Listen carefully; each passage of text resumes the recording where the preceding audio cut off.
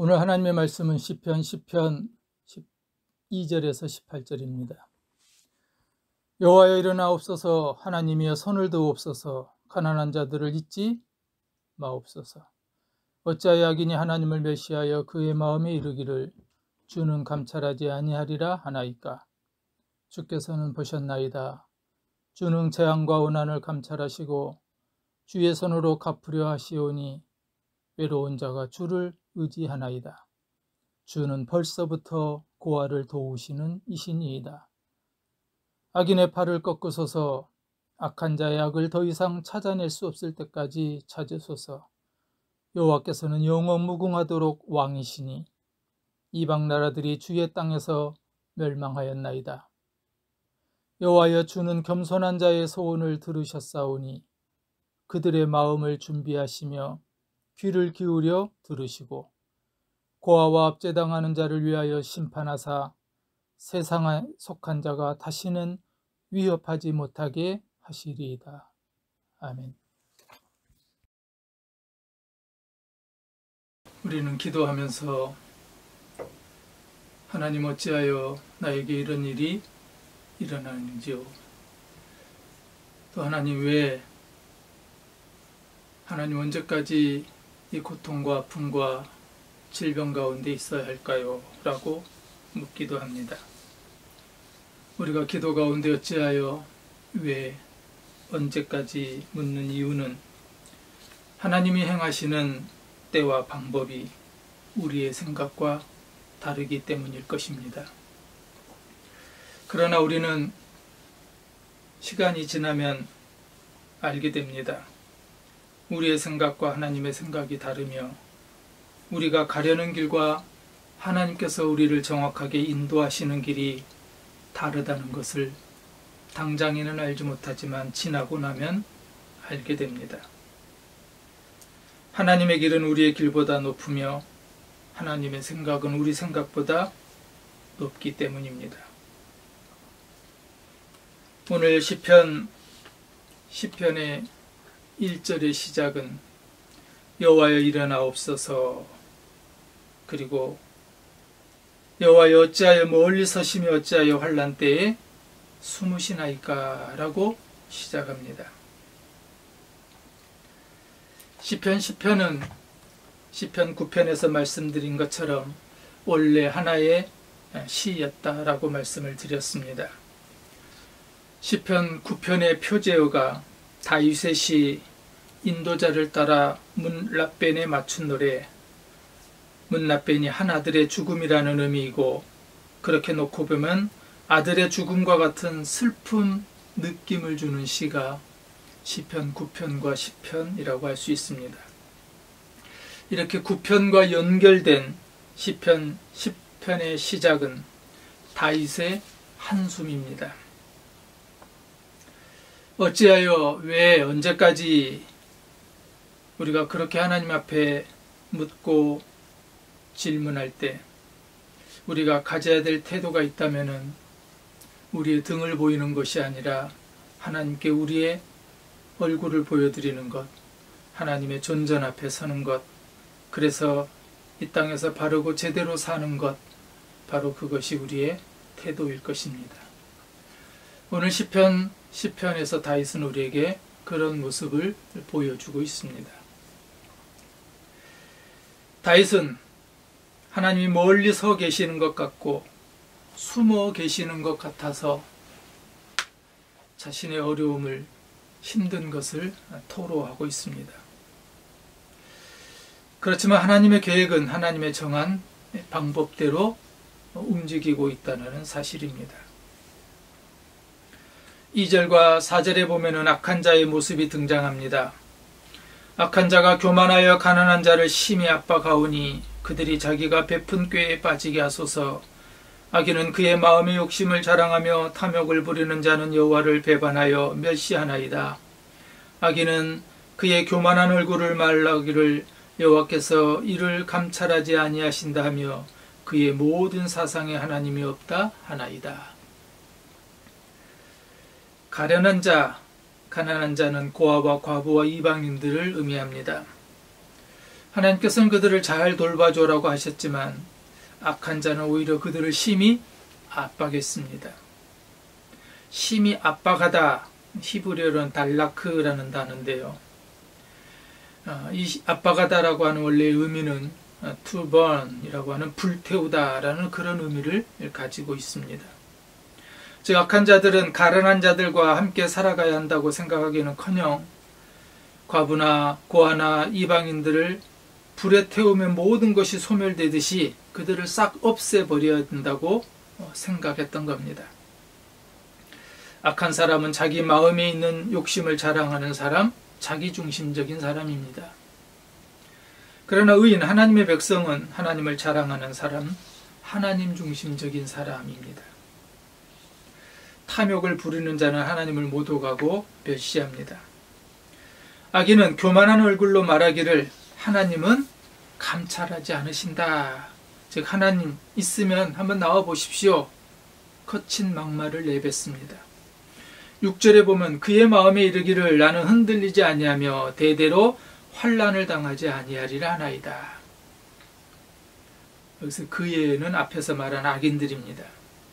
악인들은 자신들의 누리는 것이 영원할 것처럼 생각하며 살아가는 사람들이죠. 그리고 환난이 결코 그들 앞에 당하지 않을 것이라고, 결코 그들에게는 환난이 없을 것이라고 여기며 자기 중심, 세상 중심적으로 살아가는 사람들입니다. 7절과 10절은 그런 악한 자들의 행동이 등장합니다.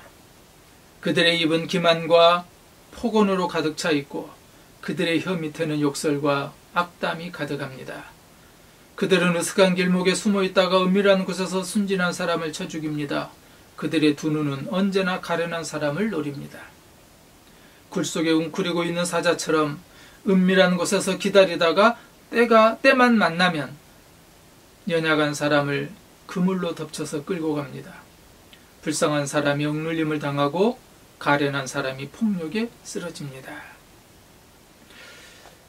즉 다윗은 악인들의 입에는 기만, 폭언, 욕설, 악담이 가득하다고 말합니다.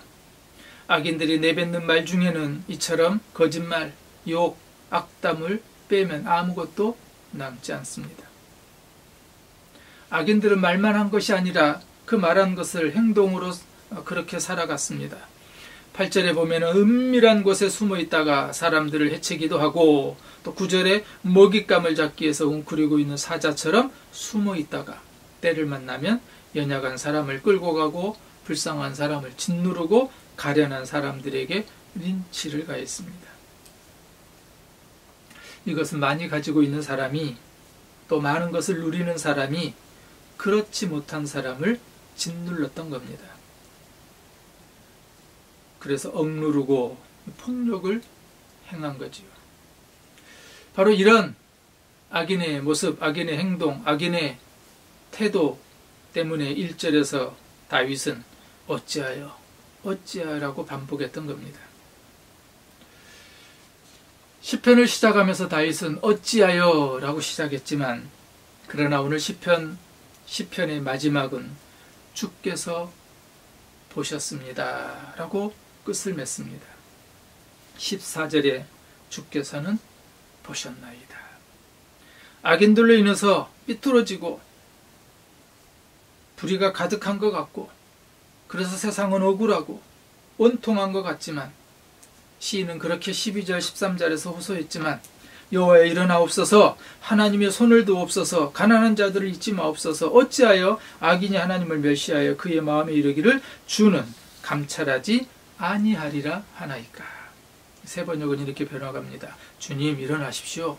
하나님 손을 들어 악인을 벌하여 주십시오. 고난받는 사람을 잊지 말아 주십시오. 어찌하여 악인이 하나님을 경멸하고 마음속으로 하나님은 벌을 주지 않는다 하고 말하게 내버려 두십니까? 다윗은 하나님 앞에 호소합니다. 어찌하여 하소연다합니다. 그러나 시인은, 다윗은 그렇게 한숨과 억울함을 호소하고 읍소하는 자리에만 머물러 있지 않았습니다. 14절 15절에 보면은 다윗은 기도합니다. 주께서는 보셨나이다. 주는 재앙과 원한을 감찰하시고 주의 손으로 갚으려 하시오니 외로운 자가 주를 의지하나이다. 주는 벌써부터 고아를 도우시는 이신이이다. 세 번역은요. 주님께서는 학대하는 자의 포악함과 학대받는 자의 억울함을 살피시고 손수 갚아주려 하시니 가련한 사람이 주님께 의지합니다. 주님께서는 일찍부터 고아를 도우시는 분이셨습니다. 다윗의 고백은 세상이 삐뚤어지고 불의가 가득하고 억울한 일이 가득한 것 같지만 주님께서는 보셨습니다 라고 고백합니다. 즉 하나님은 알고 계셨습니다. 근데 다윗의 이 고백에서는요, 언제부터냐면 벌써부터라는 거예요. 벌써부터 고아를 도우시는 분. 이미 그 일은 당장은 한숨을 쉬고 하소연하고 있지만 벌써부터 하나님은 도우셨고 그렇게 하나님은 일하셨다라고 하는 사실을 다윗은 알고 고백했던 겁니다. 그래서 그 하나님을 향해서 다윗은 악한 자의 악을 찾아낼 수 없을 때까지 찾아달라고, 모든 악을 깨끗이 드러내고 지워버려 달라고 고백했던 겁니다. 17절 18절입니다. 여호와여 주는 겸손한 자의 소원을 들으셨사오니 그들의 마음을 준비하시며 귀를 기울여 들으시고 고아와 압제당하는 자를 위하여 심판하사 세상에 속한 자가 다시는 위협하지 못하게 하시리이다. 앞에서 말씀드린 것처럼 다윗은 한숨으로 호소로 시작했지만 그러나 다윗의 마무리는 하나님께서 보셨습니다 라고 하는 믿음의 고백으로 끝을 맺습니다. 다윗은 더 이상 악에 속한 자가, 세상에 속한 자가 다시는 활개치지 못하게 해달라고 기도합니다. 이 시편 10편은 대부분의 탄원시가 그런 것처럼 그런 비슷한 구조를 가지고 있습니다. 어찌하여 하나님 세상이 왜 이렇습니까? 왜 이 꼴이 되었습니까? 그러나 탄원시의 마지막을 항상 감사와 찬양으로 끝을 맺습니다. 하나님 역시 하나님은 하나님이십니다. 하나님 보셨고 하나님 벌써부터 일하고 계셨음을 찬양합니다. 이게 탄원시의 구조인데 오늘 본문 시편이 그렇게 끝을 맺고 있다는 겁니다. 대표적으로 사용된 말이 주님께서는 보셨습니다 라고 하는 고백입니다. 우리의 삶에도 크고 작은 일들이, 때로는 이해할 수 없는 일들이, 예기치 못하는, 전혀 우리가 생각하지도 계획하지 않은 일들이 일어났을 때 우리는 적잖이 당황하고 우리도 다윗의 호소처럼 하나님 왜요? 어찌해서? 하나님 언제까지요? 한숨 쉬고 호소하기도 합니다. 다윗이 한숨으로 시작했습니다. 어찌하여? 그러나 다윗은 감사와 찬양으로 마무리합니다. 주님께서 보셨습니다. 벌써부터 주님은 아셨습니다. 사랑하는 여러분, 주님은 우리를 향한 시선을 한 번도 거두신 적이 없으십니다. 주님은 벌써부터 우리를 보고 계셨습니다. 주님은 지금도 우리를 보고 계십니다. 주님은 세상 끝날까지 저와 여러분을 보고 계실 것입니다. 당장 우리의 현실이 오늘 한숨 쉬고 호소하고 억울한 것 같이 느껴지지만 그러나 다윗처럼 주님께서는 보셨습니다. 벌써부터 주님은 아셨습니다. 우리의 인생이 그렇게 찬양으로, 감격으로, 감사로 마무리되기를 주님의 이름으로 축원합니다. 아멘.